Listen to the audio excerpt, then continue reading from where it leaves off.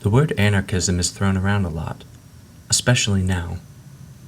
Many anarchists also identify themselves more specifically than just anarchist, though some don't. Infighting can further muddy those waters to people unfamiliar with anarchism. But there is a common theme among anarchists. They want to abolish hierarchies that they believe to be unjust. When anarchists refer to unjust hierarchies, they often use the terms the state, status quo, ruling class, or authoritarians. Let us imagine a pretend hierarchy, and let it be unjust. There are many theories of justice, and many different arguments for how to determine if a hierarchy is unjust. But for now, we will set that aside in order to proceed with this example. For some people, having their political views represented at the top of an unjust hierarchy is sufficient for them as long as their interests are at the top.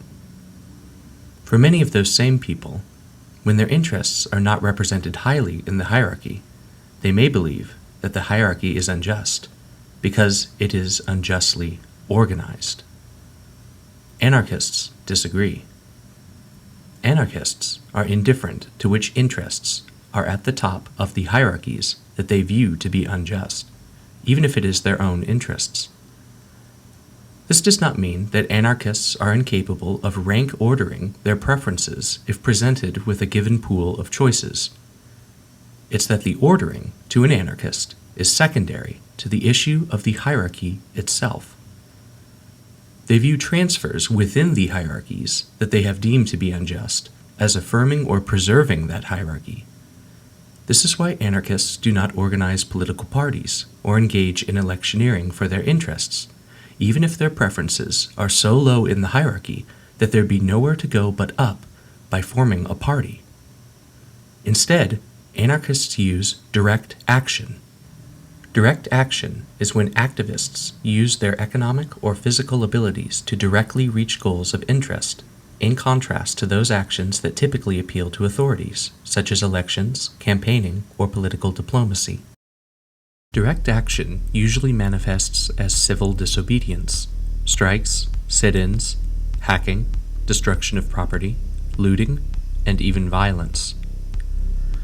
However, we should note that direct action is necessary but not sufficient to identify anarchists. Participating in forms of protesting, rioting, looting, or violence does not automatically make you an anarchist.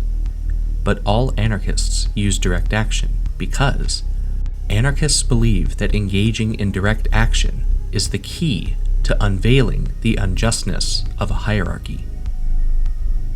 When anarchists use direct action, it is not to reform or influence centralized or concentrated powers. It is to undermine that power completely by publicly demonstrating that the unjust hierarchy is not actually necessary to the community.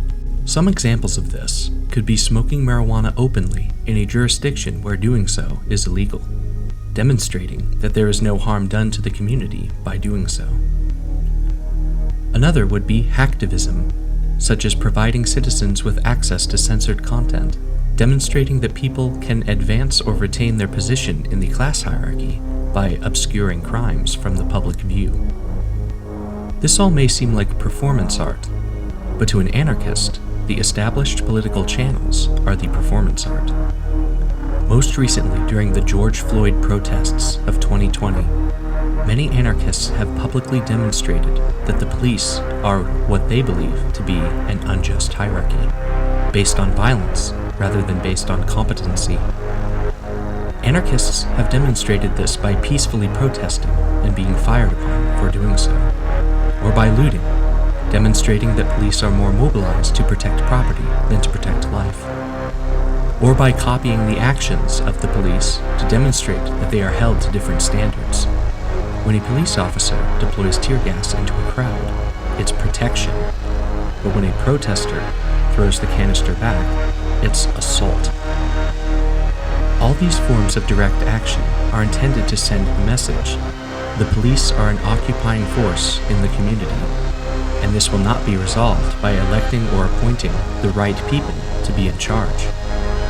The police hierarchy must be replaced with one in which officers climb the hierarchy through through cooperation and service to the community in enforcing law, and descend the hierarchy by engaging in violence and antisocial behavior in enforcing law.